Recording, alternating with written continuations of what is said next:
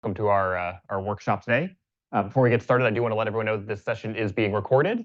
So if you feel free to turn off your camera or mute yourself.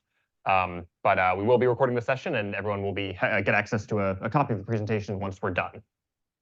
So I'll just give everyone a second to do that, if you'd prefer not to be recorded. And we'll go ahead and get started. So good afternoon. Thank you for joining us today. My name is Chris Stevens. I'm a career coach with Career Catchers, a nonprofit organization here in Montgomery County. And we are partnered with the Ignite Hub here at Montgomery College to bring you these monthly workshops. So a big thank you to everyone who's attended today, both in person and online. Today's topic will be around job search strategies. We do want this presentation to be interactive, so please feel free if you're in person to raise your hand. If you have any questions or comments, we'll call on you. If you're online, please feel free to put your questions in the chat, and my colleague Emma, who is joining us on Zoom, will bring them to our attention. We'll answer them. So thanks so much. So today's topic is job search strategies.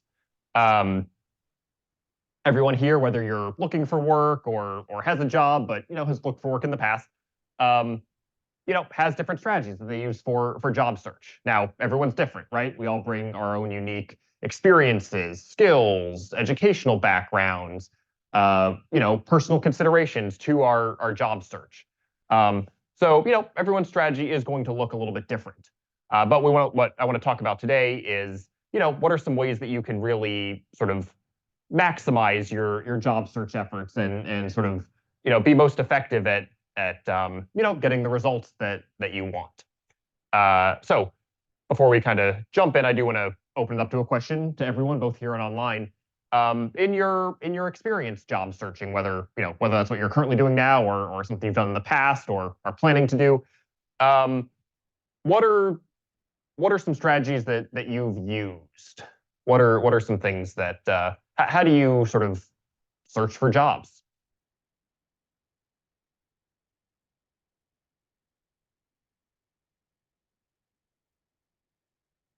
Anyone have anything they would like to share? What kind of things do you do? Yeah. LinkedIn. Okay. And Yeah, go ahead. Montgomery Work Source. And anywhere you can see the job opening, but no one seems to be hiring because of experience. So using online platforms like LinkedIn and MWE, the Maryland Workforce Change. Absolutely, yeah, that's the strategy using online platforms. So we'll talk about that. Thank you. Yeah. Anyone else? Yeah. As she said, I use LinkedIn more. That's the app that more I trust. Mm-hmm. And more professionals are, and also more employers, like to post, and especially I'm in a tech, so to join with other,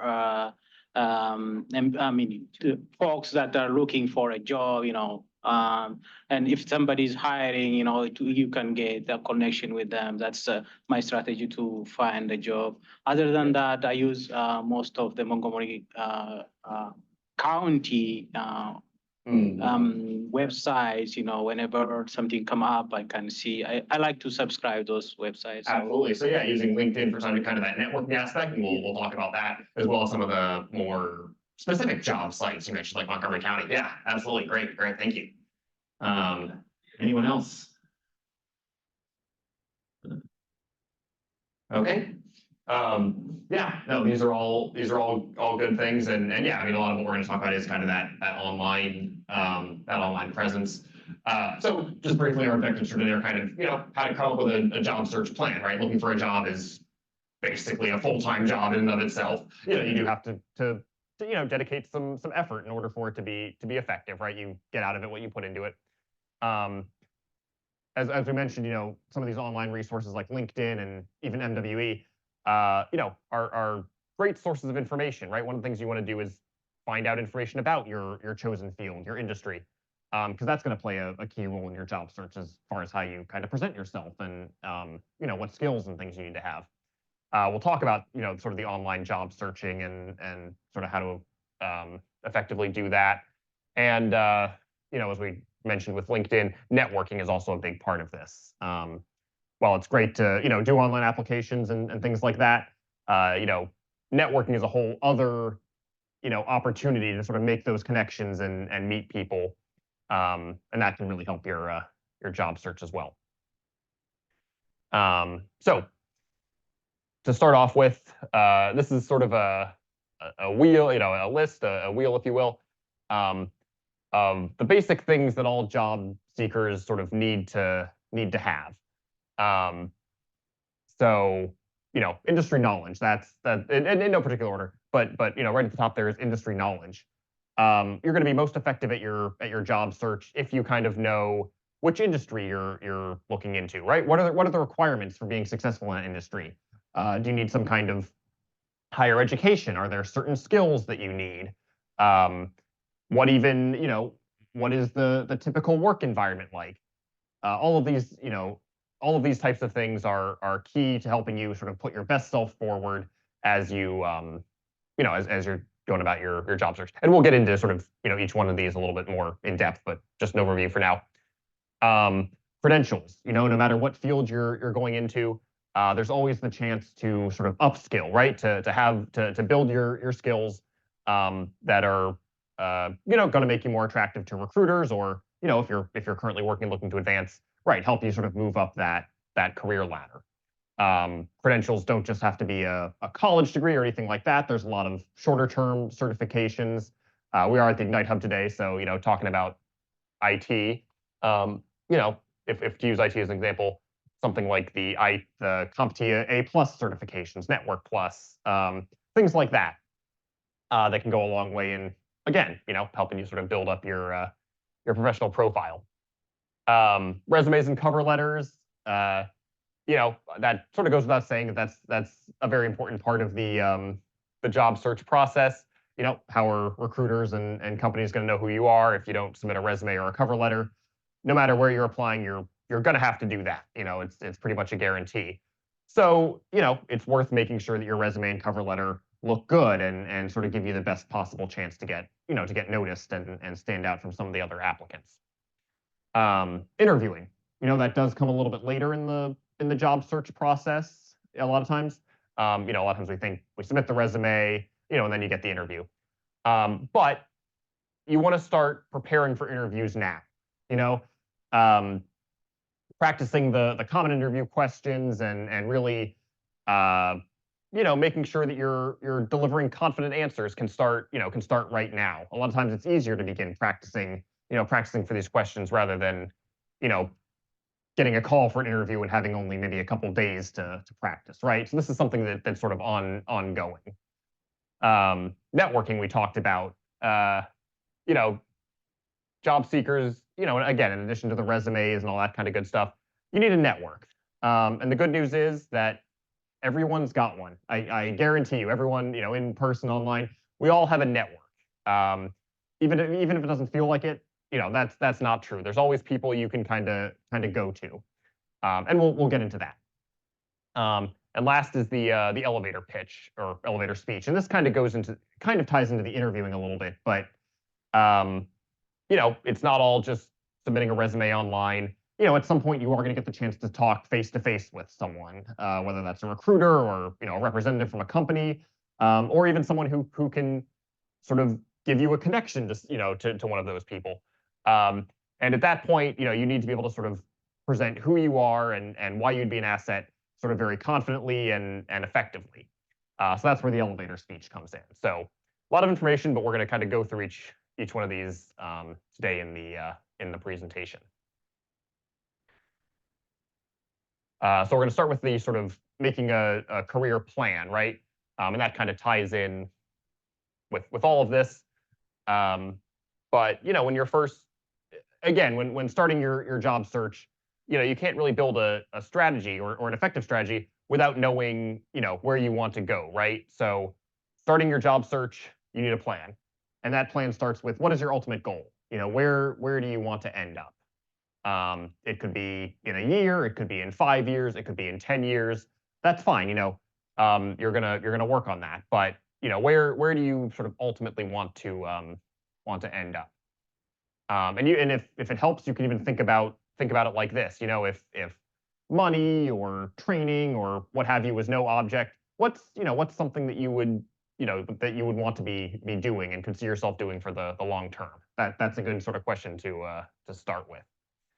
Um, Once you have that ultimate goal in mind, you want to think about sort of any barriers, right, or considerations. And that could be, that could be any number of things. A lot of times, some positions may require further education or training, right? So part of your plan is going to be to figure out how to get those skills. Um, you know, Even things like location could be a consideration, right? You may not want a job that has a long commute, or you have to take 3 different buses to get there, right?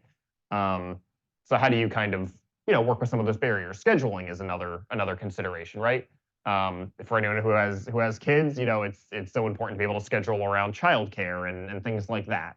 Um, so again, none of these are necessarily things that should stop you from going after your ultimate goal, but they are things to think about as you sort of go through your job search. And every position that you're looking at, you should have these in mind and figure out, okay, how can I kind of make this work? Um, you also want to think about your must-haves, right? And this would be things like salary or scheduling again. Everyone's got different responsibilities and lifestyles and so on. So salary is pretty important. What's the number you're looking for, and are you willing to negotiate? At some point in the process, you are going to get asked that. So it is important to sort of have that number, and even more important to not sort of undervalue yourself. Um, Things like scheduling as well. Is there a specific schedule that you need to have? Certain days off or flexibility, what have you. Um, you know, the things that you need for any kind of job. Um, the next thing to kind of think about would be, what do you bring to the table, right? Everyone here has skills and qualifications and experience. Again, even if it doesn't seem like it, everyone's got them. So what is it that you bring to the table? Do you have some specialized skills? Do you have transferable skills, soft skills, right? Things like communication, teamwork, leadership, in addition to any sorts of technical or hard skills. Do you have any previous work experience that might be relevant? And it probably is relevant. Things like that. Be honest with yourself and really think, hey, what am I good at? What is the contribution that I will be making to this company or sort of in this career field? So you've kind of got those overarching ideas and some information down. The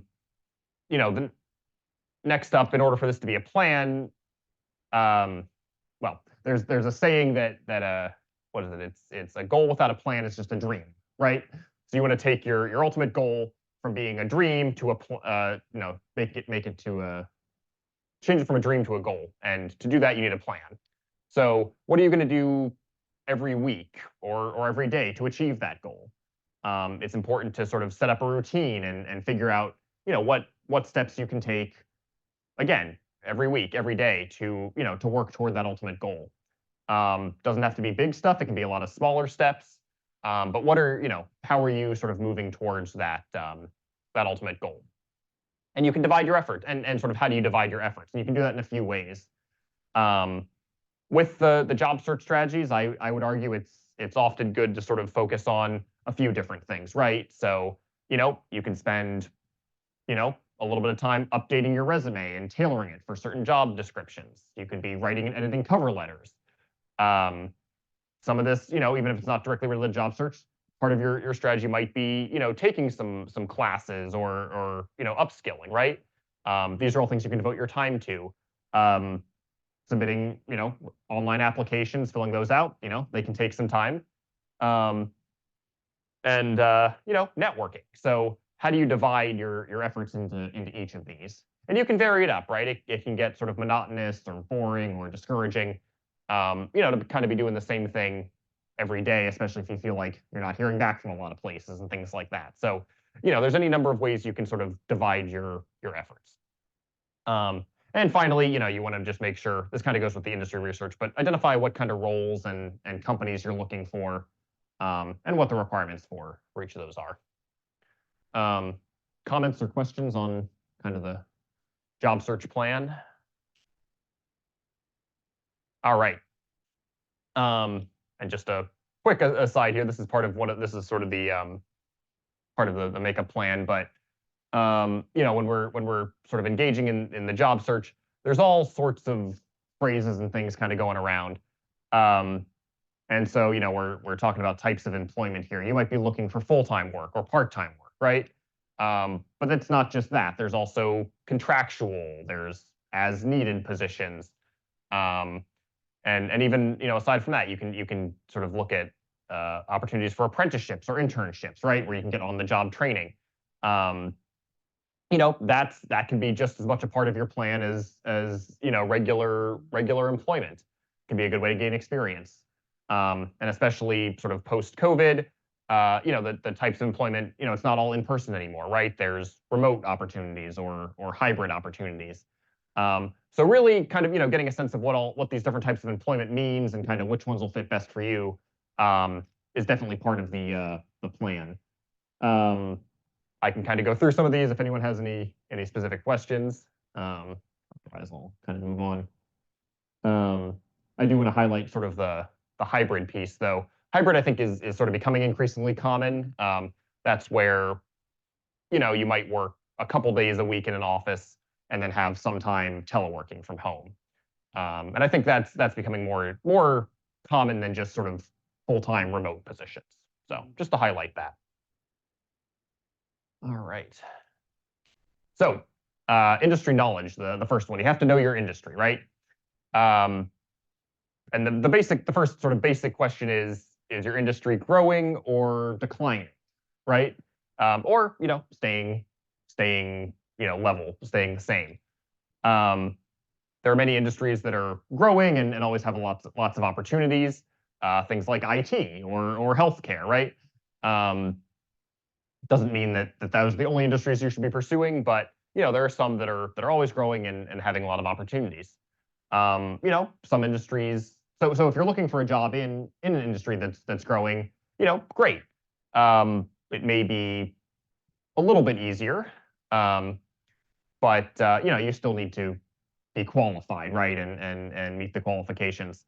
If your chosen industry is sort of declining, there may not be as many opportunities. Should that necessarily stop you from applying or trying to get into it? Not necessarily. You just have to manage your expectations, right? It may be a little bit longer to hear back, or you may need to get some additional skills to really make yourself stand out. So again, it's just a matter of sort of managing your expectations.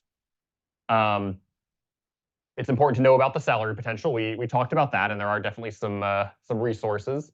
Anyone who's familiar with O*NET Online, that's a great resource for being able to kind of see what salaries different roles and different industries command. Things like Glassdoor would also give you that information. So you can find a lot of this online. It's important to know what skills you need. I mean, any position you're applying for is going to expect you to come in with a certain foundation of skills.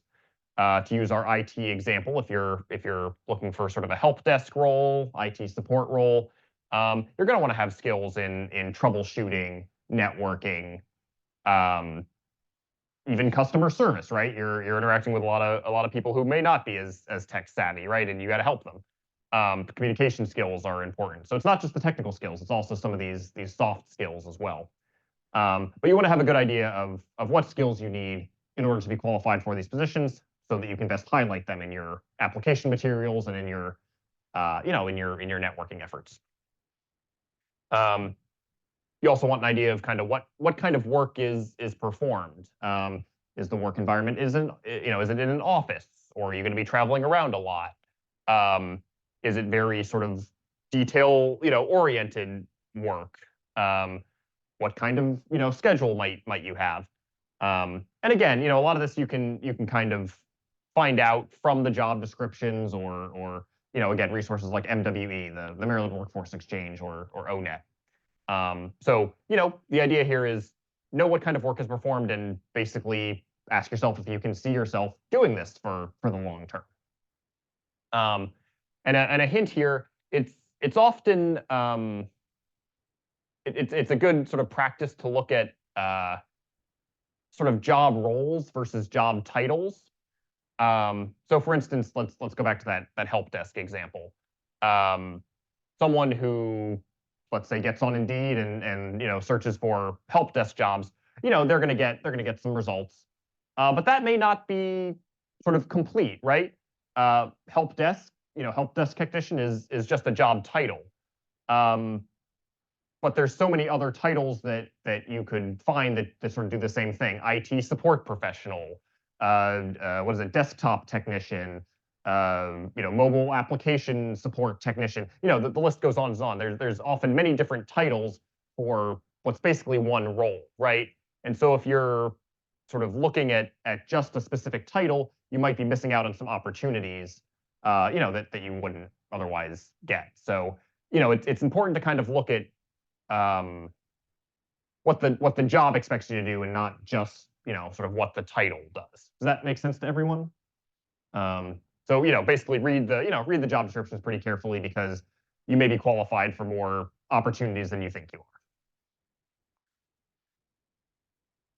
All right, so online job searching, and we sort of, I know a couple of you talked about this at the beginning. Pretty well, the vast majority of companies recruit online now. If you're job searching, you have almost certainly done an online application. Even places where you go in and talk to someone, which is a great strategy, may still tell you to, all right, thanks for coming in and talking to me. Go ahead and apply online, and we'll look at your application. So at some point, you're going to be applying for some different jobs online. The good news, I guess you could say, is there's a lot of resources that can kind of support this. We have a lot of sort of general job search websites. You might be familiar with the big ones, things like Indeed, Monster, CareerBuilder, Dice.com if you're interested in IT roles. And these job search sites are basically aggregators, right? They take information from all over the web and kind of put it in front of you, which is great. Using something like Indeed or Monster or CareerBuilder is a great place to start. I would recommend, I'm gonna use Indeed as an example. Indeed can kind of show you what jobs are out there and what companies are hiring. A lot of times, I learn about new companies that I didn't even know existed all the time from places like Indeed. So it's a great tool for something like that. And Indeed does let you apply, to various positions through their own website, which is convenient. The sort of major downside to a lot of these general job search sites are they may not be sort of updated. So a lot of times, you might see a job opening on a website like Indeed that has already been filled, right? And the company just hasn't updated their Indeed posting. So in order to sort of save yourself time and effort, what I always recommend is if you're using something like Indeed, go on there, get a sense of the different companies that are hiring, the different openings. And then if you see one you like, try to go to that company's website directly and apply through the website. That way you'll know if it's still there, and they may give you some extra information that isn't in the initial sort of job posting. That's how I found, at least, to sort of use those sites most effectively. So you definitely want to sort of confirm that these opportunities are available on the company sites. Plus, if you're looking up the company site, I'll get to you in a second. It gives you another chance to kind of learn more about the company, and that comes in important later for interviews and such. Yeah, go ahead. No, I was trying to make that sometimes you see the job is posted, but when you try to browse around, the company is not existing even. Yeah, and that's the other thing. It can help you. Thank you so much for bringing that up. Yes. Unfortunately, with all this online activity, scams are unfortunately a part of the process. and so right, there may be jobs that aren't real, basically, that sort of show up. And so, going onto the company website, making sure there is a company website, right, to apply to, can help cut down on any sorts of scams that unfortunately are sort of increasingly common. We could talk about, the sort of scams could be a whole other workshop in and of itself, but the one thing I do want to just emphasize for that is rule of thumb: if the job sounds too good to be true, it probably is. So yeah. In addition to some of these major job websites, looking up different staffing agencies or temp agencies, they're sometimes called, can be a good place to start as well. Things like Robert Half, Randstad. There's any number of them, and they cover all different types of industries. But going on the websites for these staffing agencies can also be a good way to to find some opportunities that might fit your experience and education and so on, because they often do hire for a lot of different openings. We had someone bring up the Maryland Workforce Exchange. I think you said that earlier. That is a great resource. It's run by the Maryland Department of Labor, and it has a job board. You can find different types of jobs on there and apply for them. But they also have a lot of labor market information. This goes back to that industry knowledge. You can find all that information on MWE, and they also have different. They show you different opportunities for training and skills building programs, as well as things like job fairs as well. So it really does sort of bring a lot of the job search information into one place. So I would definitely recommend that you go ahead and create an account with MWE. It's free, and it really does provide a lot of good information. It can also help to sort of identify targeted recruitment opportunities. You may be, if you want to sort of be effective in your job search. Let's say you're looking for, again, IT. You may want to focus on job fairs that are specifically focused towards IT professionals. Another example might be if you're a recent graduate, right? You just graduated college or something like that. Some companies or even organizations have specific positions or job fairs or things like that that are meant for that sort of are meant to work with recent graduates, for instance.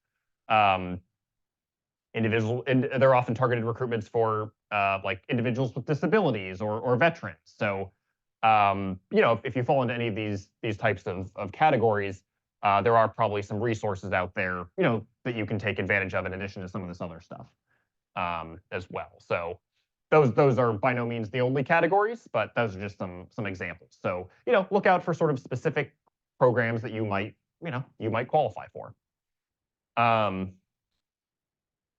Always good to write things down. One of the stumbling blocks I've seen a lot of times with helping people with job searches, you want to make sure you take pretty good notes. Every time you apply to a job, you want to make sure that you write down that you've applied to that job, right? What's the company and what's the role?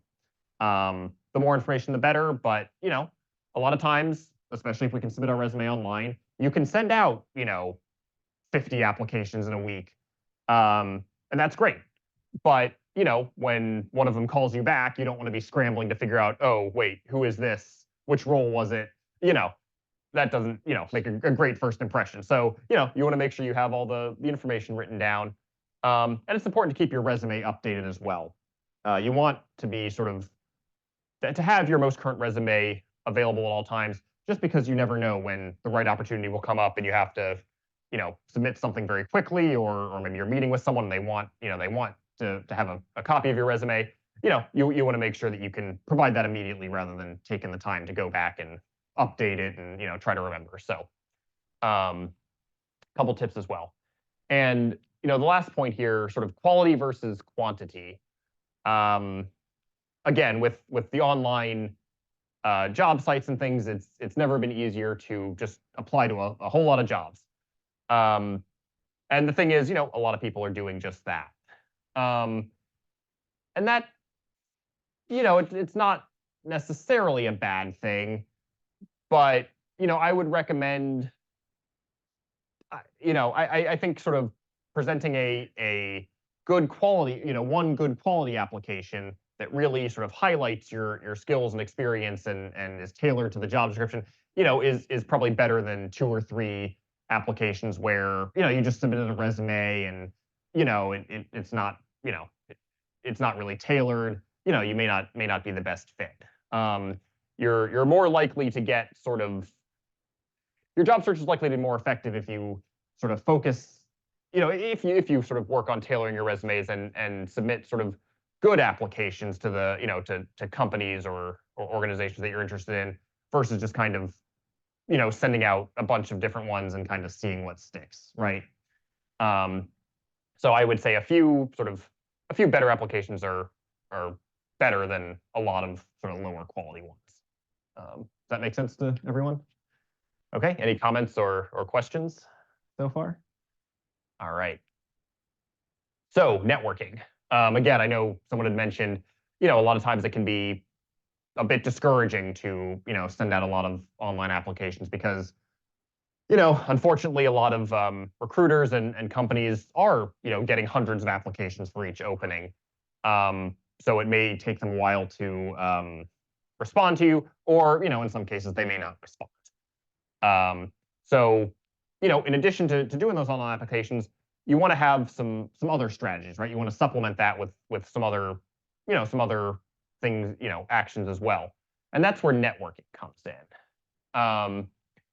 So, what is networking? It's basically finding opportunities through people, right? And that could be anybody. It could be a coworker, a manager, a teacher, even a friend or family member, right? So, it's important to spend some time thinking about sort of who is in your network and kind of how can you leverage that. Now, a lot of times, we think of networking, it can be kind of intimidating, right? When we think of networking, we think, oh, I'm at a job fair, I'm going to go up and approach the CEO of some company and just impress them right away, and that's that personal connection. And it may happen like that. Probably not very common. What's more common is, right, you're talking with a friend or a family member, and they say, hey, well, I know someone else who's hiring for this job at this company. Would you like me to introduce you? Something like that. Or you go to a job fair and talk with a recruiter, and they say, hey, based on what you're telling me, I think you'd be a good fit. Send me your resume, right? Something like that is a lot more of a typical networking interaction. We talked about LinkedIn, right? This can be done online as well. You can reach out to someone maybe who works for a company or who has experience in a certain field and, ask them about any opportunities they might have. But the sort of the overall, the point I want to highlight with networking is you start with who you know, and we all know people, again, friends, family, that's fine. Anyone in our community. It could, community group, church. It really, it could be anyone that you come into contact with. These are all people in your network. And sort of the second part of that is don't count anyone out because you really don't know who knows what.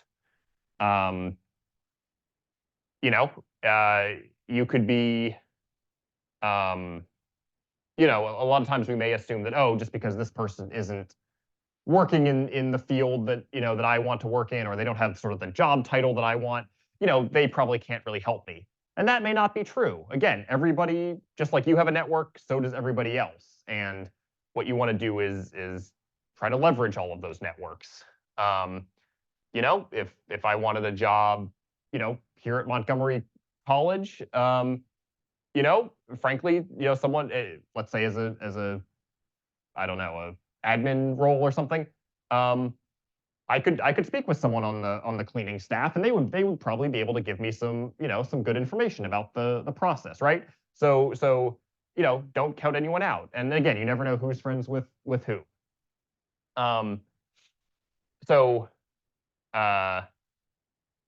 As part of this, you do, again, it's not just sort of knowing people, but you have to be able to sort of present yourself as well. And that's where sort of the elevator speech comes in, and we'll talk about that in a second. But basically, you want to have a little speech worked out where you can sort of briefly and confidently highlight your skills and experience, and we'll get to that. Networking isn't just going around sort of asking people, hey, do you know who's hiring and things like that. Networking and hiring events also play a role in that. And the good news is, in Montgomery County, there are a lot of hiring events that are going on pretty regularly with any number of organizations. So try to identify those events. It really does never hurt to go, right? You never know who you're going to meet, and it's always good practice, right? So make sure your resume is polished and all that good stuff. But yeah, I mean, attending these hiring events kind of gives you a built-in way to interact with people that you may not otherwise have. LinkedIn, as we mentioned, is a good a good sort of networking tool. If you don't have a LinkedIn, I would recommend putting one together. At the very least, it can give you a source of information on who's hiring and things like that.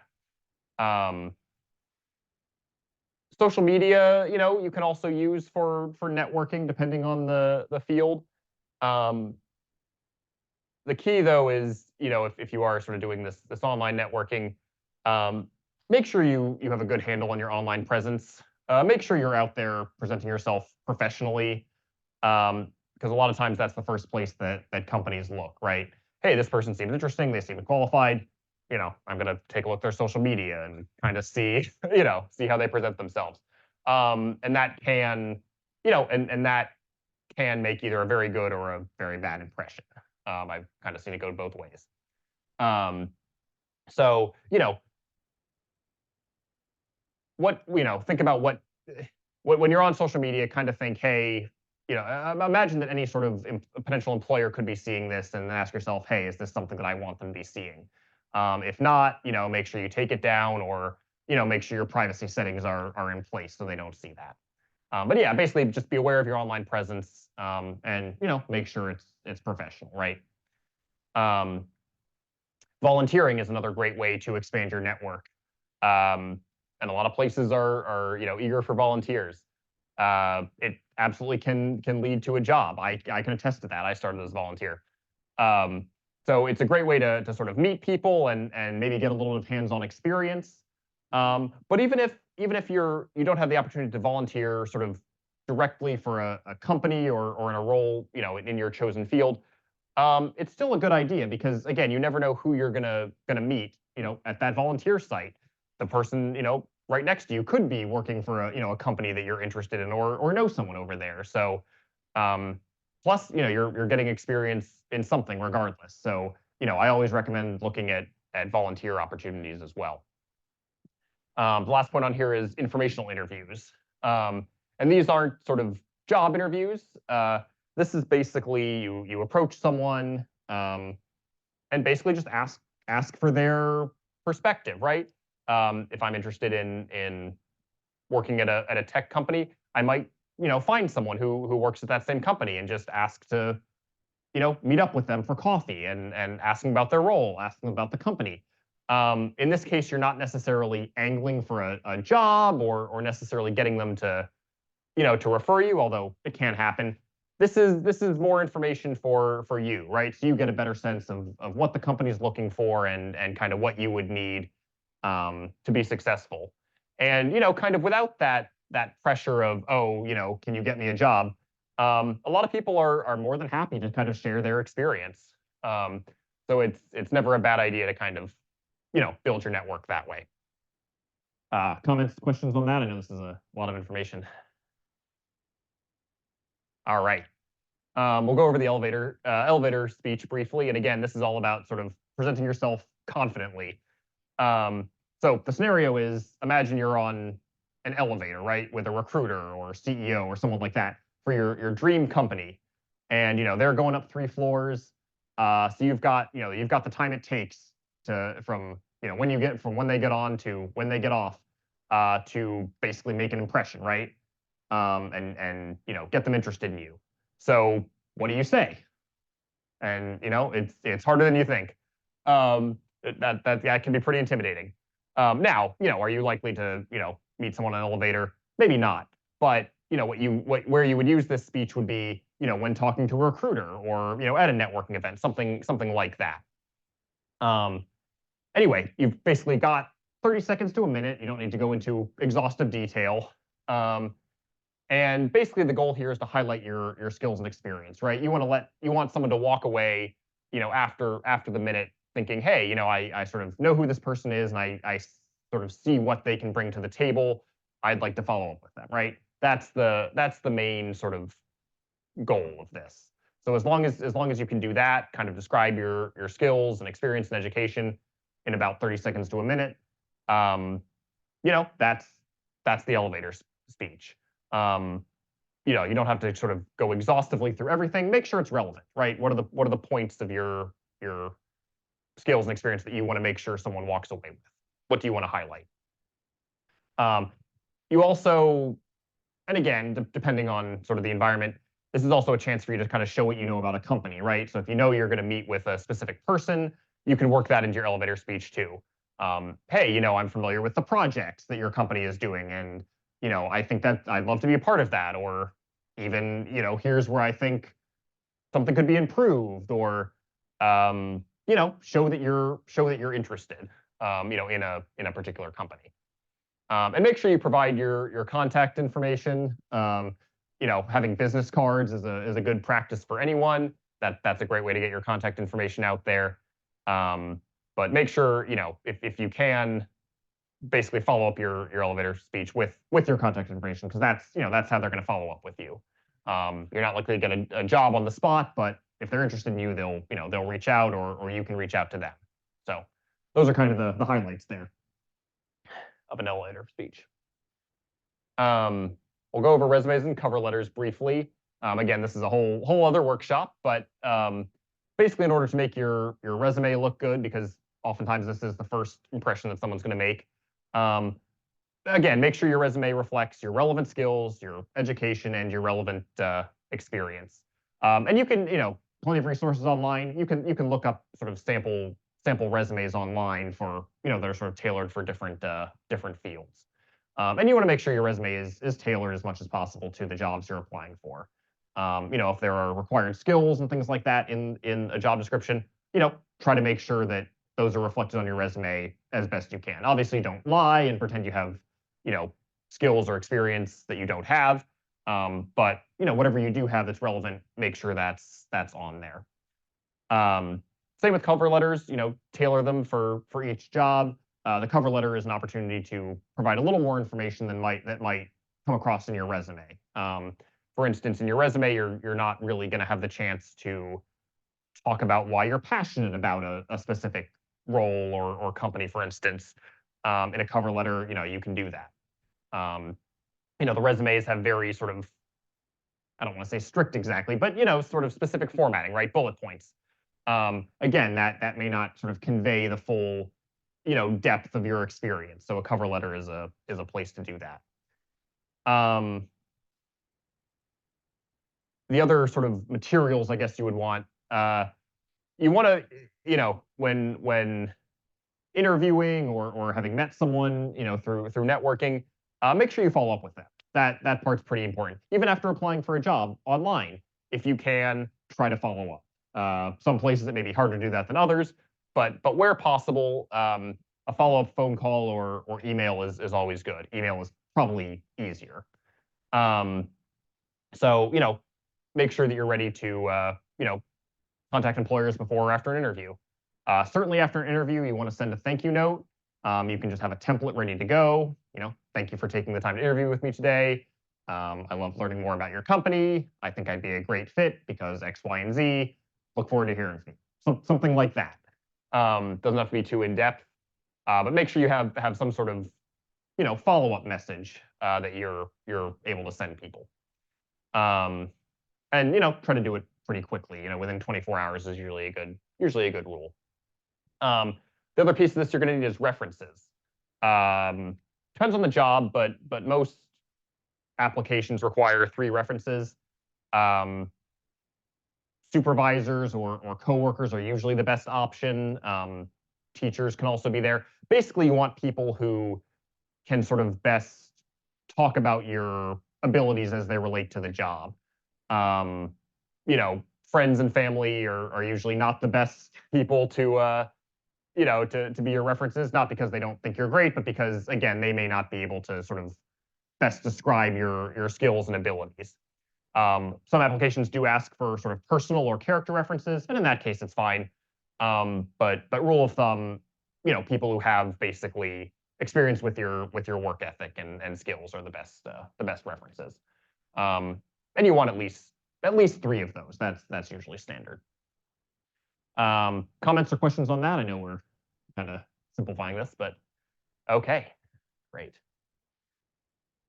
So preparing for interviews. As I mentioned, this is something that you can do throughout your sort of entire job search process. You don't just have to wait for an interview to start preparing for one. It can help if you have, if you give yourself a little more time. But basically here, make sure you respond promptly to interview requests. A lot of times recruiters and companies have many different candidates, at least at the initial stages that they're trying to interview. So if you don't get back to them, promptly, they may just move on to someone else. So, whenever you get that email or that phone call, have a sense of when you're available for an interview and respond promptly. That can definitely trip some people up. There are, a number of common interview questions. Things like, tell me about yourself. Why do you want to work for this company? What are your strengths? What are your weaknesses? Things like that. You can find a lot of these online. And you can also a lot of times find sort of common interview questions for your specific field, right? If you're, looking for an IT job or a healthcare job, there may be some specific questions that you're likely to get asked. So, you want to sort of research and develop answers for these common questions and make sure you feel comfortable answering them. You also want to think about sort of how you would answer behavioral or scenario-based questions. So that's things like, tell me about a time you overcame some kind of challenge at work. Or it could be even more specific, tell me about a time that you had to deal with an upset customer, something like that, right? A specific sort of scenario. And in this case, drawing from your actual experiences is the best way to go. If you can come up with like a story basically from your past experience, that's going to give you the strongest answer. Now, a lot of times it can be a little bit hard to predict exactly what kind of behavior or scenario that they'll ask you for, right? Because it is pretty specific. But what you can do to prepare is think back to your experience. What are some things that you're proud of? What are some things that you've done that you would like to highlight? Because chances are you can probably turn that into an answer into some, for some of these questions. Take the time to sort of think about your relevant skills and experience. Again, this is, when you leave an interview, you want people to come away with, hey, this is what this person's accomplishments are. Here's what they bring to the table. Here's how they would fit in. So, be honest with yourself and really, give yourself credit for the relevant, skills and experience you have and figure out what you want to highlight and make sure you can work that into your interview question, into the answers, so that you can highlight it. Conducting mock interviewing is always a good strategy. You don't have to wait to do an actual interview. Practicing with friends, family, that works too. And it can take the pressure off a little bit. You can really refine your answers. Another good strategy is actually recording your answers, right? So saying the answers into recording them on your cell phone or something. A lot of times when we don't really know how we sound, so listening to a recording can show you the gaps that you may need to fix, right? I don't sound confident enough. I'm using fillers, things like that. So that can be a good strategy to help prepare for interviews.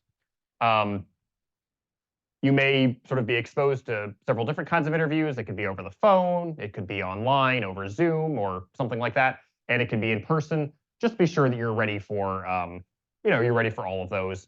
A lot of times, first interviews may be over the phone or online.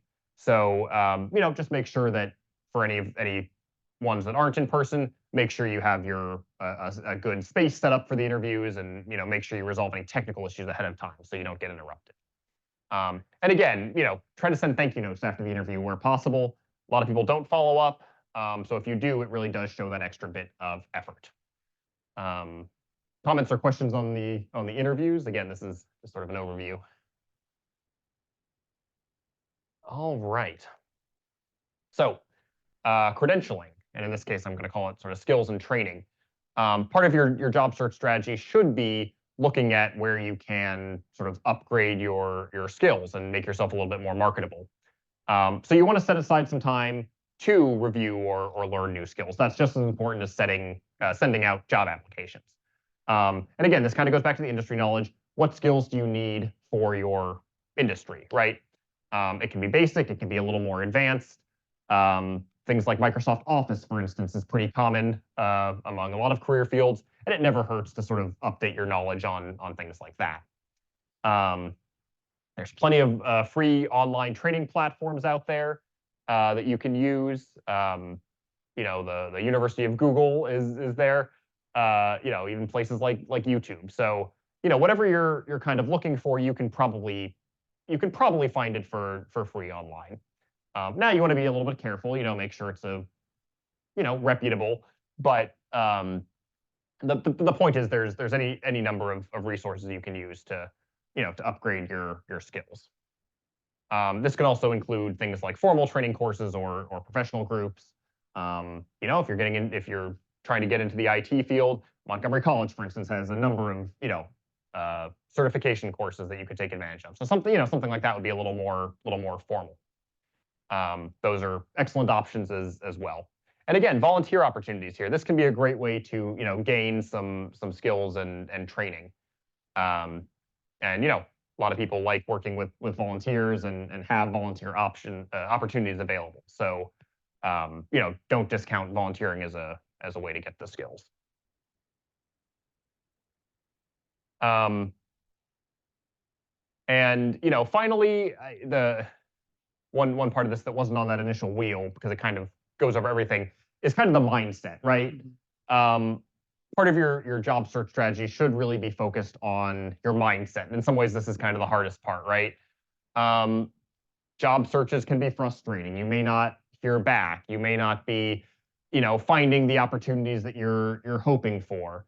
It may be frustrating. Interviews can be, a source of anxiety. There's any number of sort of negative feelings that you might associate with the job search. And the key is to stay positive, right? Throughout this whole process, you can't take anything personally. Everyone gets rejections. It's not a reflection on you as a person. It's not a reflection on your abilities. It's not personal. They just happen to go with someone else, and it can be, and it may be for a reason unrelated to to you or any sort of gaps that you have. So don't take it personally. The right opportunity is out there, and don't be too hard on yourself. Again, it's not a personal failing for like job rejections and things like that, and it happens to everyone. Some people you may interact with in your job search are more positive than others. You may have some people maybe sort of more negative. It happens, and again, that's not your fault. It's okay to reward yourself, right? Even if you don't feel like you're making a lot of progress, even just sending out those applications is doing something, right? You are still taking the steps, towards your goal, and it will pan out. So make sure you reward yourself and kind of celebrate that. Setting that sort of daily or weekly routine and having regular goals that you're looking to accomplish can help with this as well. Because again, it allows you to kind of measure your progress and you can start checking things off the list. And finally, you're not in this alone.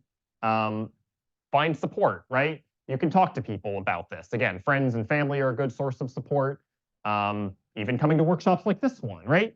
Is part of the community, right? There's a lot of people out there doing just what you're doing, and it's often helpful to be reminded of that. So, staying positive, I think, is one of the best strategies of all. At this point, I wanted to turn it over. We have a guest speaker here. You all can listen to me talk all day, but I think it would be good to actually have one of our volunteers here at the Ignite Hub, Maria, talk about her experiences with sort of the job search and what strategies have worked for her.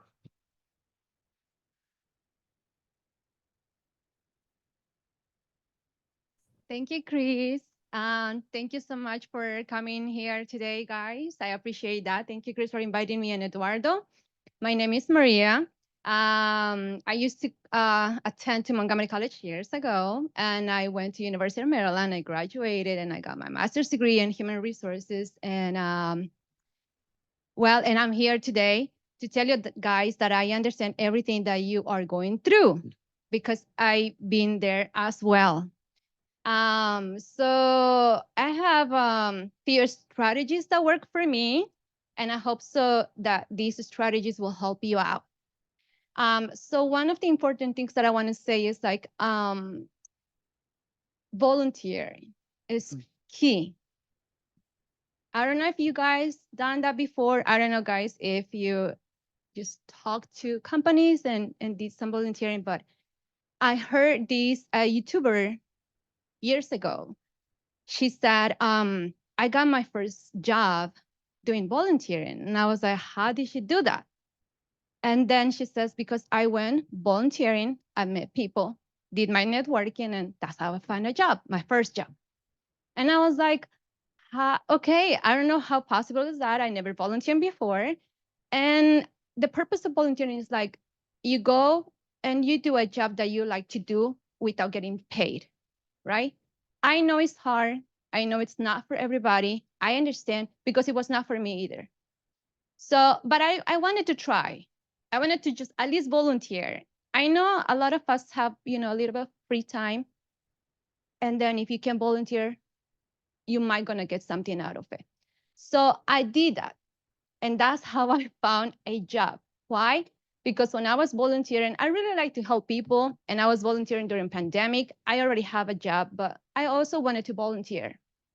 So I did my volunteering, and in one of those days that I was doing my volunteering, this person from the Montgomery County came and volunteered.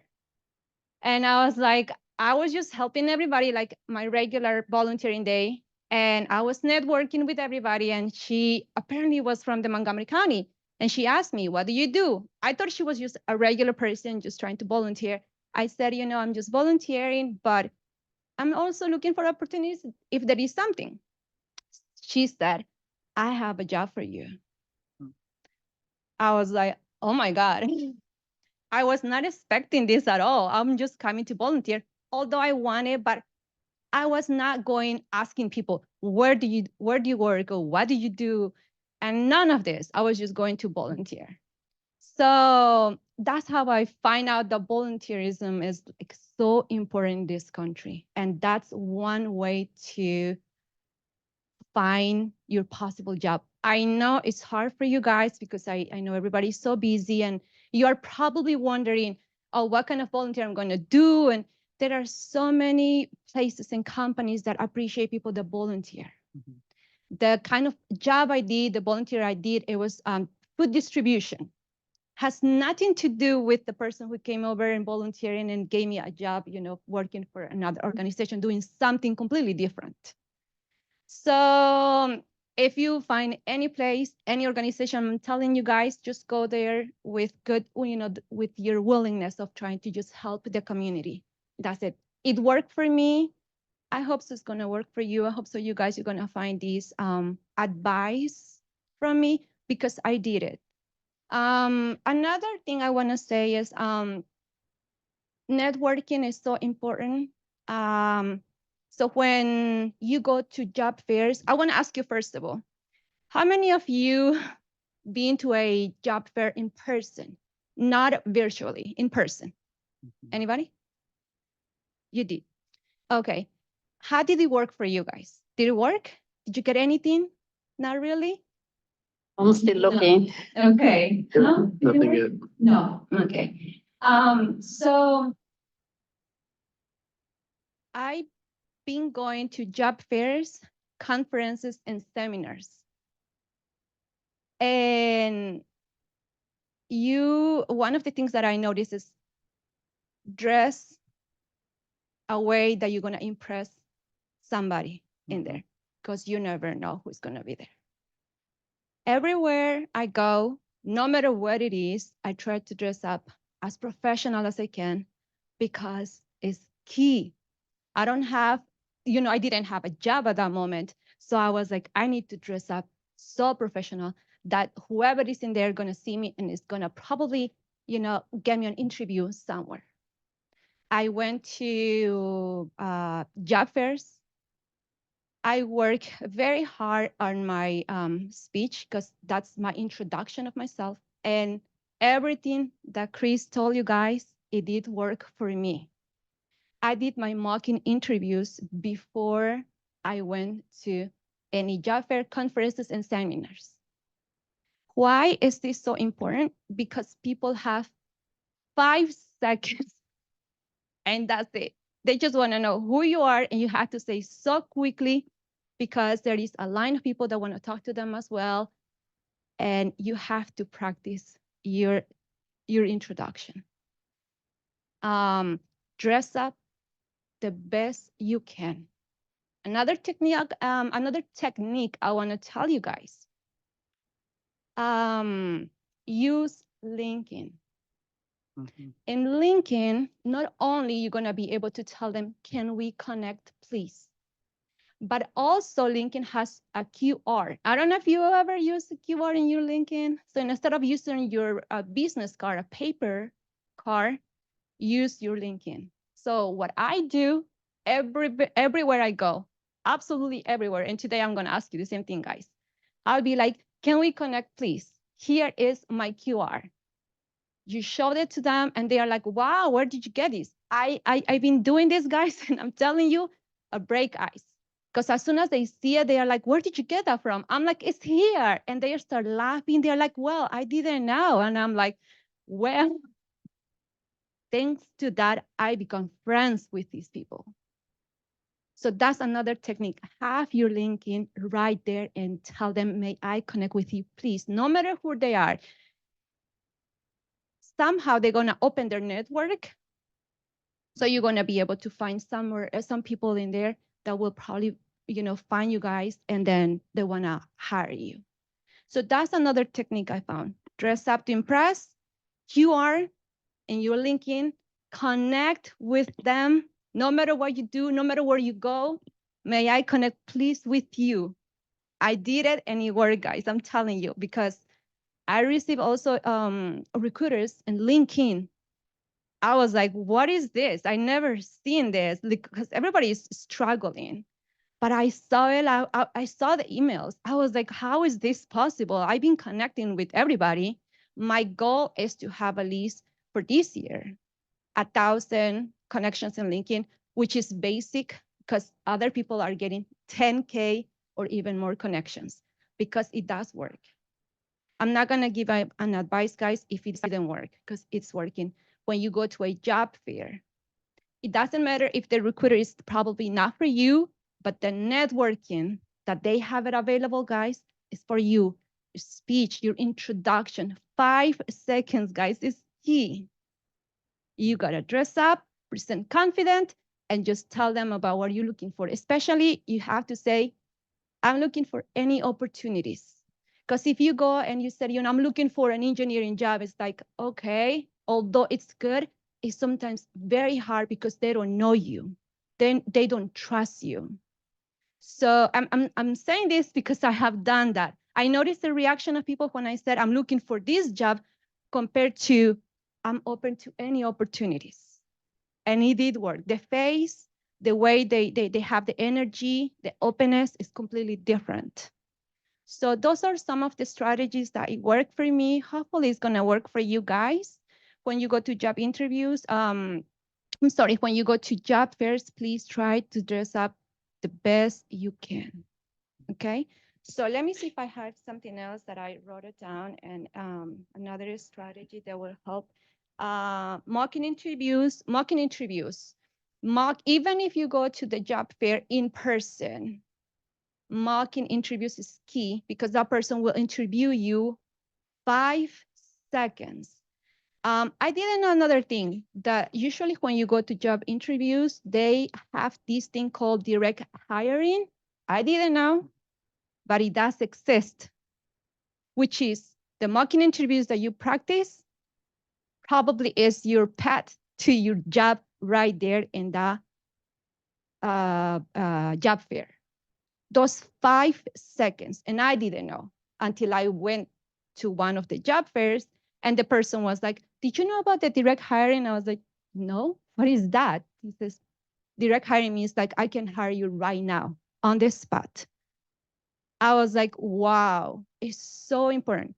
I have a friend, I was taking her to different seminars and conferences because I wanted to know about AI and technology and the evolution, etc., because I just wanted to be up to date. I remember this friend said, "Oh, why are you dressing up so formal?" And she was just more casual. I said, "Because you never know." And she says, "But you're not going to a job fair." I said, "I don't care if it's not a job fair. I have to dress up like this because I am going to be able to open a network with people." And unfortunately, the only way that on these days, the only way that people would trust you is one of these ways is the way you dress up. So important. So it did work. We opened up connections, and thank God, she followed what I said. And now everywhere she goes, she's dressing up to impress. So then your resume is so important. So everywhere I go, I bring a paper resume with me. Although I have it online, I do, and I don't want to bring 50 resumes with me, but you do have to bring them because when you do, if they ask you, "Do you have your resume with you?" Yes, I do. Just give it to them. Don't show it to them that you have it, but bring it with you. Okay? Or in case you can be like, "Oh, you know what? I brought my resume. Just if you want to look at it and just give it to me." I know right now it's like evolution technology and you should have it, but I'm telling you guys because I've been there, they are asking for paper resumes. Coach, yes. There are a lot of coaches. Montgomery College, I am glad that I found Chris. There are another coaches here at Montgomery College. If you've been part of the schooling here, otherwise, there are other people that can coach you. What's the advantage of having a coach? The advantage is that that person is gonna keep you on track. What does that mean? Because it's frustrating that you apply to hundreds of jobs and nobody calls you, nobody sends you an email, nobody knows who you are frustrated at this point. A coach will not only encourage you to continue, will support you, but will see if there is something on your resume that you have to work even more to improve it, or maybe your mocking interviews are not going the way you're supposed to. So the coach is going to encourage you, is going to correct all those mistakes.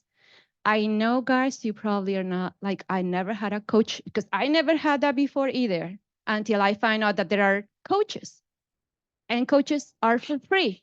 A lot of them ask you to pay something for it. But if you can find a coach that is for free, guys, it does work. I did it and it kept me on track. So let me see if I am missing something else. No, I think that's it. Oh, follow-up emails before I finish. I made a mistake, and don't do this. I made a mistake that I am very good at introducing myself in 5-10 seconds, make friends with them. I have a connection. And then because I talk to so many people, I forgot about who they are. I forgot about what I said. And then next thing you know, I didn't even follow up with an email the next day. And then after 2 to 3 days, I follow up with an email and I'm like, I forgot about what I said. And most likely the person already forgot about me too, because an email is not, your picture is not in the email. So everybody's confused at this point and nobody knows what is the conversation about. So yes, emails. That afternoon, that night, before you go to bed, just say, thank you for what we talk about. And here is my resume in case you need it, and your name, your phone number. And it's going to be easier for you guys than not to send it at all and lose that connection. Even in LinkedIn, just said, hey, thank you for this and for that. It did work for me, guys. I hope so it will work for you. I hope so these strategies that I've been using it, especially the volunteering part. I know, guys, it's hard to say. I'm not gonna go to a company and spend my 2-3 hours or a day. I know it's hard, but it did work for me. I hope so it's gonna work for you guys because I know it's very hard. Okay, thank you. Thank you so much, Maria. Great way to wrap up the presentation, and an excellent segue. So if you could take a minute and fill out our post event survey with the QR code through here. We use the feedback to improve our workshops going forward. So please let us know what you think. In addition to this, as Maria mentioned, the coaching, Ignite Hub does offer career coaching as part of their program. So you can go on their website and sign up for a session with myself. And we'll, discuss your career plans a little more in detail and figure out a strategy that works for you. You can also, I think, reach me directly. My email should be on the site as well. So either sign up online or send me an email, and we'll be in touch. Thank you, Chris. Thank you so much, Chris. And thank you, Maria, for sharing your experience and sharing those advice. Like Chris said, if you're interested in the coaching that Maria so much touted, thank you, Maria, also for volunteering here at the Hub. Your help has been really great. And I hope that you also got an opportunity to learn. So thank you. Thank you for that. Thank you, Chris. And for everybody that attended in person or online today, we appreciate you. And we hope that you have a wonderful rest of your day. Do check our website for upcoming events. And we are going to have workshops during the summer, 2 career workshops during the summer. So look them up and make sure that you sign up for them as well, or any other event that is coming here at the Ignite Hub. You will receive an email with a link to the presentation once it's been uploaded to our YouTube channel, and also a copy of the presentation that Chris used here. Thank you so much and have a wonderful day. Thank you. All.